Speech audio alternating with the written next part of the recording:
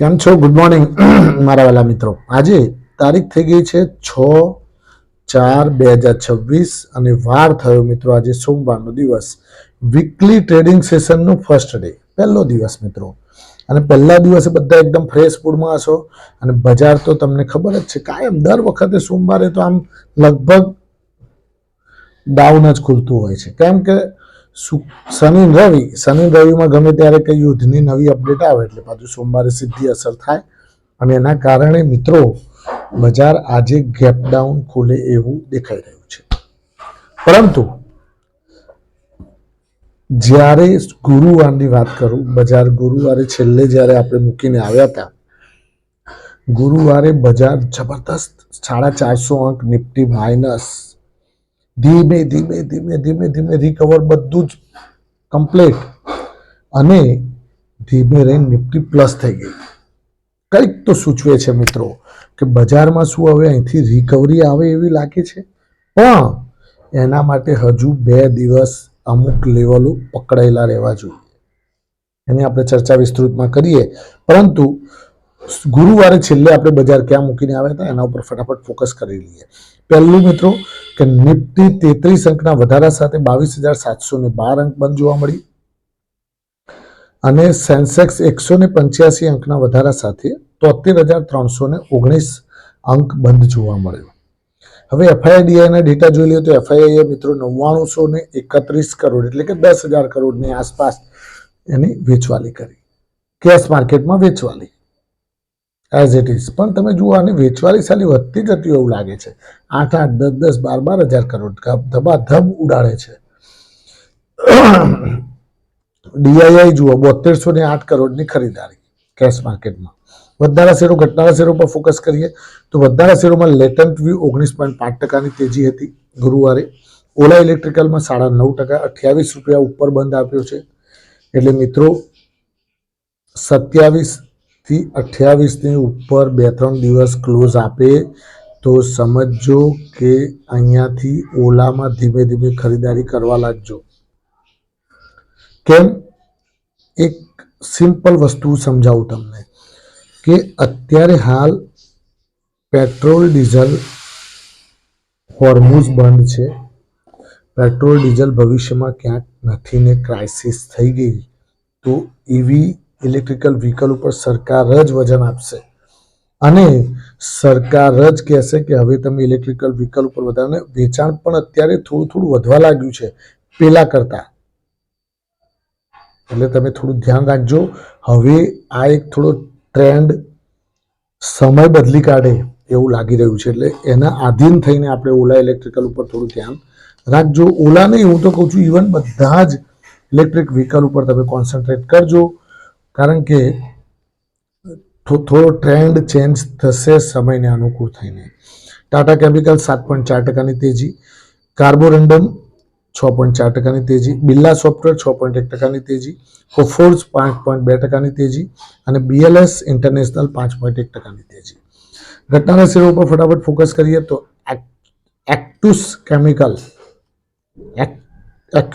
Chemical 9.5%ની મંદી, કરુર વૈશ્ય bank 6.6%ની મંદી, United બ્રેવરેજીસ 6.3%ની મંદી, પીજી ઇલેક્ટ્રોપ્લાસ્ટ 5.5%ની મંદી, કેપ્રી ગ્લોબલ કેપિટલ 5.5%ની મંદી, એસઆરએફ જે કેમિકલ કંપની છે 5.4%ની મંદી, એલજી ઇલેક્ટ્રોનિક્સ 4.9%ની મંદી જોવા મળી.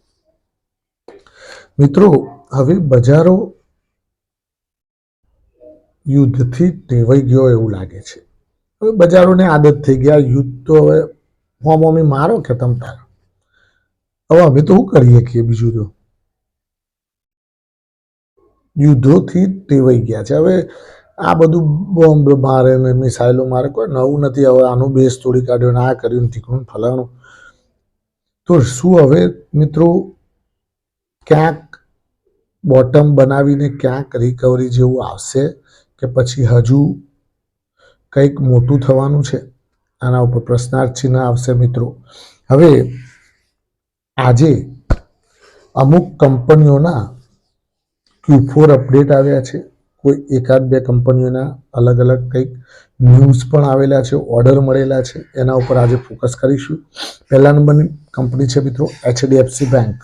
એચડીએફસી બેંકનું મિત્રો Q4 અપડેટ એટલું મસ્ત આવ્યું છે કે આજે એમાં પોઝિટિવિટી આવે તો નવાઈ ન પામતા. કારણ કે એનું જે કાસા ડિપોઝિટ છે એ 10 લાખ કરોડને વટાવી ગયો છે.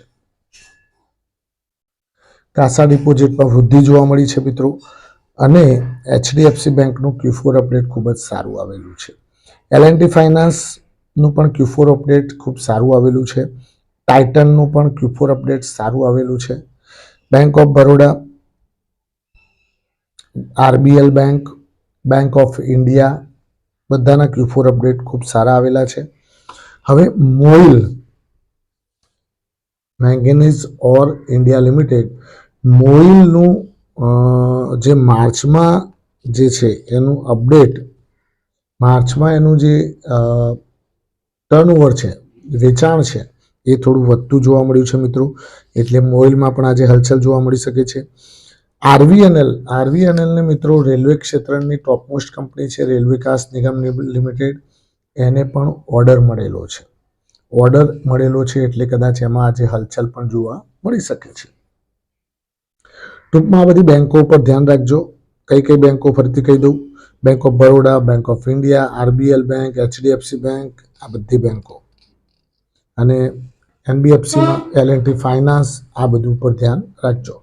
હવે મિત્રો આપણે વાત કરીએ તો બજારોમાં યુદ્ધમાં અત્યારે તમે જુઓ તો $112-114 બ્રેન્ટ ક્રૂડ પહોંચી ગયું છે. હવે આ બ્રેન્ટ ક્રૂડ જો હોર્મુઝ નહીં ખોલે, અને પાછું ટ્રમ્પ સાહેબે એક બીજું સ્ટેટમેન્ટ આપેલું છે આજે કે ભાઈ, ગઈકાલ રાત્રે જ કદાચ આપ્યું હતું કે ભાઈ આ ઈરાન છે એ વાત અમારી લગભગ કમ્પ્લીટ થવાના આરે છે. ઈરાન પણ એમાં રાજી થવા માટેની તૈયારી બતાવી રહ્યું છે, પણ ક્યાં કેટલી સત્યતા છે એ ઓફિશિયલી જ્યારે ન્યૂઝ આવે ત્યારે જ એ માન્ય ગણી શકાય. બાકી સ્ટેટમેન્ટ ઉપર સ્ટેટમેન્ટ તો બધા આવતા હોય છે, પણ ઈરાન તરફથી કોઈ એવું સ્ટેટમેન્ટ સારું એવું પોઝિટિવ આવે તો એને બજાર જબરદસ્ત થમ્સઅપ આપશે એવું લાગી રહ્યું છે. બીજું મિત્રો કે અત્યારે હોર્મુઝ એક બહુ મોટું પ્રોગ્રામ બની ગયો છે કે આપણને ક્યારેય પહેલાં ખબર નહોતી કે આ હોર્મુઝ છે શું. જ્યારથી આ ઇઝરાયલ, અમેરિકા અને ઈરાનનું યુદ્ધ ચાલુ થયું છે ત્યારથી બધાને નામ ખબર પડી કે આ હોર્મુઝ કંઈક છે ખરું. નકર કોઈએ પહેલાં ધ્યાન જ નહોતું આપતું. આવતું હશે કે દરિયાઈ માર્ગે. પણ ઈરાને એક શરત મૂકી છે મિત્રો. ઈરાને એક શરત કઈ મૂકી છે એ તમને જણાવો. ઈરાને એક શરત એવી મૂકી છે કે અમે હોર્મુઝ ખોલીએ ખરા. એમણે શું કીધું ખબર છે?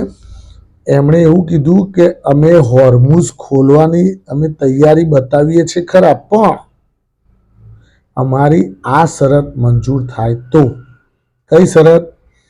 કે ભાઈ અમે જેટલા પણ અહીંયાથી જહાજો પાસ આઉટ થશે એના ઉપર જે ટોલ ટેક્સ અમે જે લગાવીશું એ ટોલ ટેક્સનો અમુક હિસ્સો અમે અમારું જે આ યુદ્ધ દરમિયાન નુકસાન થયું છે એને સેટઅપ કરવા માટે અમે વાપરીશું. એને ફરીથી સરખું કરવા માટે, અમે રિપેરિંગ કરાવવા માટે અમે એ બેલેન્સ વાપરીશું. જો તમને આ મંજૂર હોય તો અમને કહો તો અમે ખોલી નાખીએ હોર્મુઝ. એના ઉપર ટોલ ટેક્સ લાગશે. હવે આ ટોલ ટેક્સની નવી વાત આવી છે એટલે પાછું જો આમાં નહીં માને એટલે પાછું એ ચોખ્ખું કહેલું છે કે ભાઈ આમાં ટોલ ટેક્સ લાગશે એટલે જે પણ ગાડો આવે છે, એટલે કે મીન્સ કે જહાજો આવે છે એ બધા ઉપર ટેક્સ લાગશે. હવે ટેક્સ લાગશે એટલે શું થશે કે ત્યાં તમને પૈસા આપવા પડશે. એક્સ્ટ્રા પૈસા આપવા પડશે કે ભાઈ લો અમારો જવા દો. હવે એ પૈસા તમે આપશો એટલે એ પૈસા કોના ઉપર ચડશે? પેટ્રોલ ડીઝલ ઉપર પાછા પ્લસ થઈને આવશે, કાં તો પછી ગેસ ઉપર પાછું પ્લસ થઈને આવશે. એટલે પાછી મોંઘવારી માજા મૂકશે એટલે પાછી પબ્લિક હેરાન, પરેશાન, ત્રસ્ત. ખરું ને? એટલે આ બધું એકબીજા સાથે સંકળાયેલું છે. હવે ઈરાન પણ એનું નુકસાનીને કઈ રીતે સેટઅપ કરવી એના પાછળ વિચારણાઓ ચાલુ રહી છે. તો મેન વસ્તુ છે મિત્રો, આજે ઓએનજીસી ઓઇલ ઇન્ડિયા ઉપર થોડું ધ્યાન રાખજો. લગભગ શુક્રવારે આપણું બજાર ગુરુવાર બંધ થયું, એના પછી ગુરુવારે અને શુક્રવારે અમુક બજારો શુક્રવારે ચાલુ હતા ઇન્ટરનેશનલ. તો એ વખતે ક્રૂડ લગભગ 6 થી 7 થી 8% વધી ગયેલું. એટલે ક્રૂડ ઓઇલનો ભડકો આ લોકોને ફાયદાકારક સાબિત થઈ શકે. કોને?